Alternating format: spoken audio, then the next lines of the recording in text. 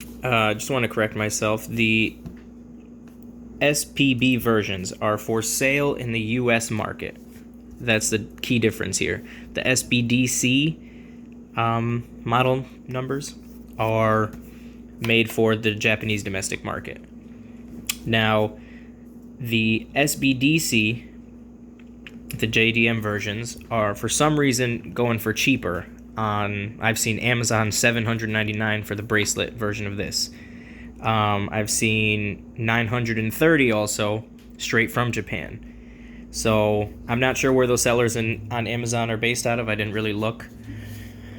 But I mean, if you can pick one up for $799 and you've got that kind of cash, I suggest you take a look and try it out, especially if you love Seiko divers like I do.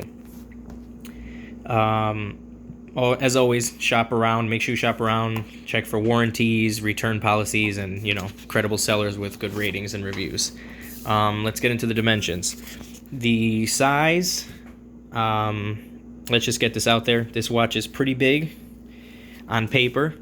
Don't get me wrong. I know most of us enjoy a bigger diver watch. That's the point, is to have it legible and a little bit, beefier so it can take a knock-in.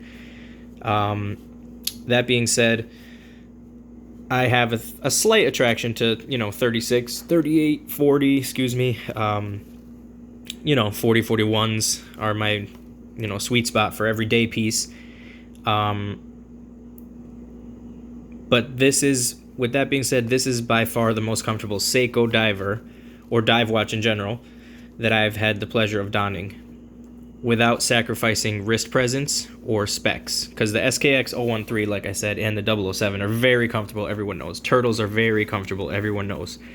But this one, it feels a lot more substantial. It just feels a lot more quality, high quality from Seiko. And that's reflected in the price, that's reflected in the materials and the movement and everything. And a lot of the upgrades that we'll get into after. I've owned, or at least tried on, SKX's, Turtles, Samurais. Samurai was my favorite watch before I came across this. I've owned Monsters. I've even, tried on Sumos. The blue Sumo I loved. Little too big for me. I've even tried the new 5KXs that people are calling them. But everyone knows that Seiko's case dimensions can be pretty deceptive. I, like you, have watched many reviews and heard about the Seiko magic, quote unquote, when it comes to case size and shape engineering and all that. It's never been clearer than on this watch. Although other Seiko divers, such as the 007, 009, Turtles and Samurais, and the Shogun even, have seemingly, large case widths, they were super comfortable on many different wrists. This is partly due to their tactic of building cases with shorter lug-to-lug lengths. The lugs tend to curve downward, so it hugs the wrist. As you can see, the very nice beveled edges on this one. And, Turtles, Samurais. Case design is usually very nice, so the beveled edges help with the almost disappearing down onto your wrist. So, case diameter on this guy, sorry, I'm a little all over the place. Case diameter, 44 millimeters across the face. Thickness of the watch, let me get it off this pillow so we can get a better look.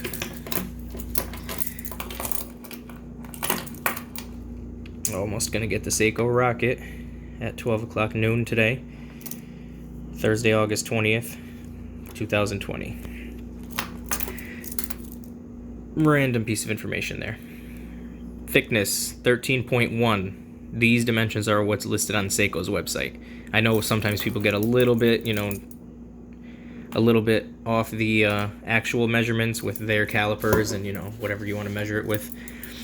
But I'm just going off of what Seiko has posted on the website. 44 mil diameter across the face. 13.1 thick. Lug to lug from the tip to tip. 51 millimeters. That's a lot longer than any other piece I've ever owned. Even the Samurai, I think, is at 47, 48 mil at most. Also, this being 44, it's pretty wide, but it isn't. Let me wipe this face down again. That's bothering me. But it isn't huge. It wears very, very well. You'll see when I try it on the wrist. I'm just gonna wipe this down real quick, a little bit. Something I've noticed a lot of people don't talk about or discuss on their reviews is the diameter straight across the face, from this edge, not the bezel, the case edge, all the way to the tip of the crown that juts into your wrist here. I can't really point. Right here. So that is also important, not just the lug to lug and the case width, to me. Because from the edge to the crown, I've had, 41 millimeter watches that were a lot thinner, like dress pieces with 9 or 10 or 11 millimeter thickness and only 40 mil diameter, and I've had them have the crown digging into the back of my wrist. Actually, this little scar right here that I don't know if you can notice on my skin tone, I have a little scar right. It's so hard to point with camera phone. Let me zoom out if possible. This little darker part of skin, my hair is kind of covering it. That little scar is actually from an old Belova that I had that was 39 mil in diameter, not including the crown, and it had a little sharp crown, and I used to, it would dig into the back right there, and I wore it daily for like a year before I got into, automatics and stuff, and it really cut me up there. And it would heal in a couple days, and then, scab back up, and then get, shaved up again with the crown, and then it would heal again. And now I'm left with a little tiny brown scar reminding me why I prefer the crown at 4 o'clock so much on divers and smaller watches that have that measurement across. Why am I so zoomed out? There we go. Sorry about this, guys. Like I said, it's my first crack at this. I'm just trying to get the information to you. So it's not going to be pretty for the first couple. Hopefully I'll improve. Hopefully I'm not making you too dizzy with moving the phone around so much. But yeah, so we're here. What are we on now? The specs. This is one of my most beloved watches because of the 6R15 movement. We'll get into this.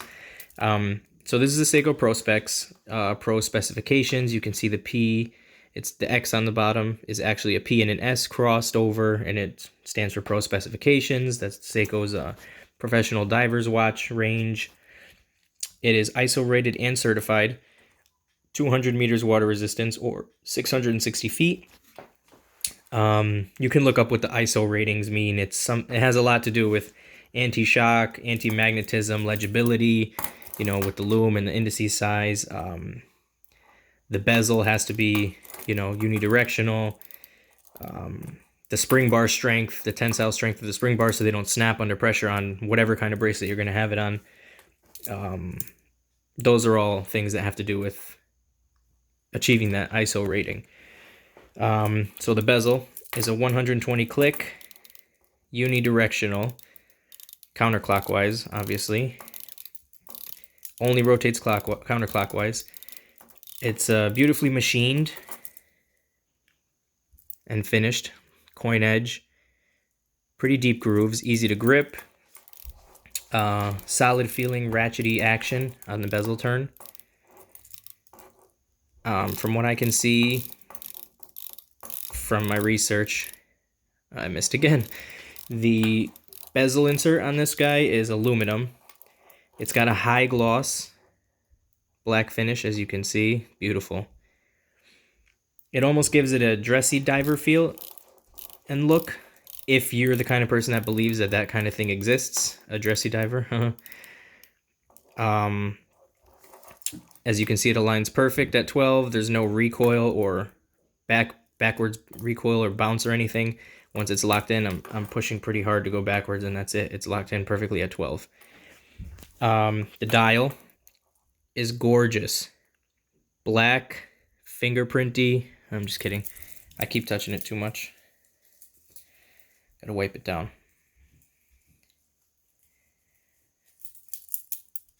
I should really get a better polishing cloth than my basketball shorts, but I'll be a little more prepared next time.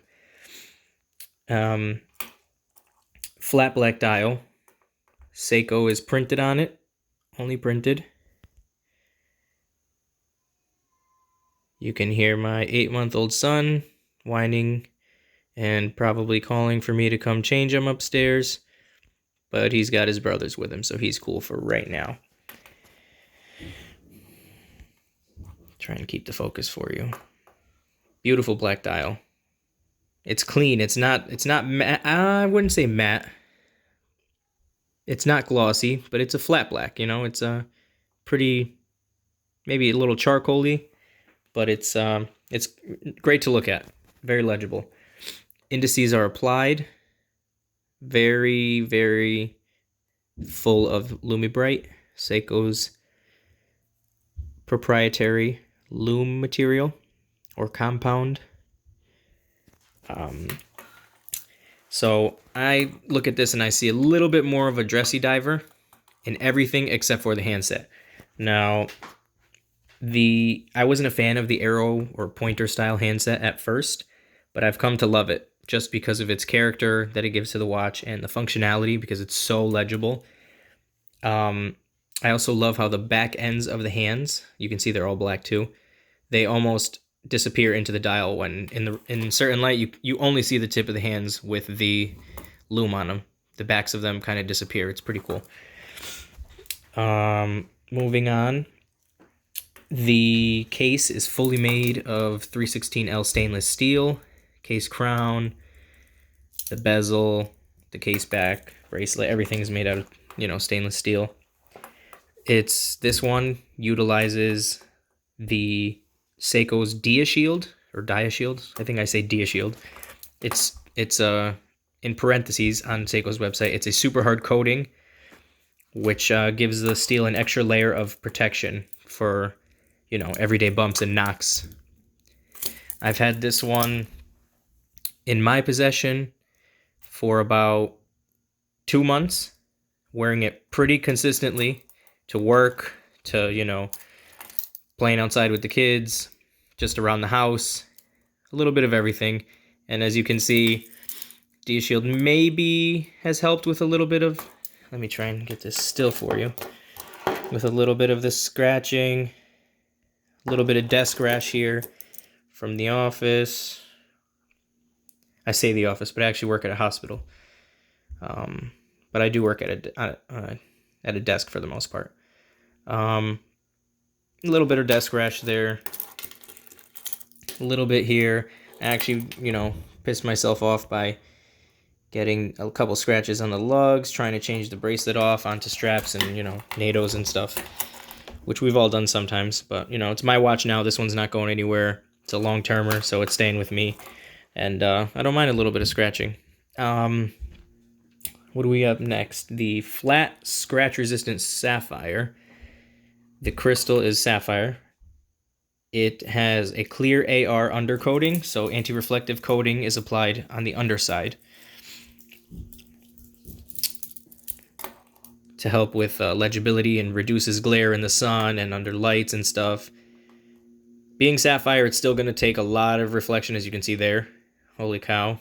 But for the most part, you lift it up, put it on your wrist, lift it up, and you can absolutely check what time it is without any kind of, you know, hesitation. Crown is a screw down with a coin edge, just like the case, just like the bezel. It has a slight bevel right there, if you can see that, right before the polished flat top. Very nice. I'm not somebody that cares too much about signed crowns. It's nice to have, but doesn't really do much for me because it has Seiko right there. I don't need to also see it there. And then it also says it on the back and on the clasp. It doesn't do anything for me if it's, you know, take it or leave it for me. The crown operation, let me switch hands quick. And I'm also going to take off the 013 so I can make room for this guy. Crown operation is very solid. When you unscrew it, let me unscrew it. There, it's about to unclick. It clicks out with a good, very, very noticeable click. So you know you're out. Then you pull out, set date, then you second pull, and then you're doing the time, as you can see. And it's hacking hand winding. So we'll get into the movement after. Next, I'll push it back in. You screw it down. This one actually is a lot different than other Seikos because